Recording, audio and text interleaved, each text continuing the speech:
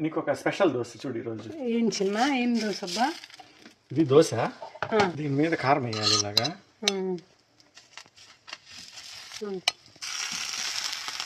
వేసాక దీన్ని రెండు వైపులా కాల్చాలి బాగా. ఇలా కారం అంతా కాలాక ఓకే, ఆల్రెడీ ముందుగా చేసుకున్న పులిహోరని ఓకే ఇలా మధ్యలో పెట్టి, ఓ మై గాడ్, దీన్ని ఇలా మడిచి తినటమే. వాట్? దీన్ని పులిహోర కారం దోశ అంటారు. ఏం చిన్న? పులిహోర కారం దోశ అంటారు దీన్ని. అదేనా చిన్న?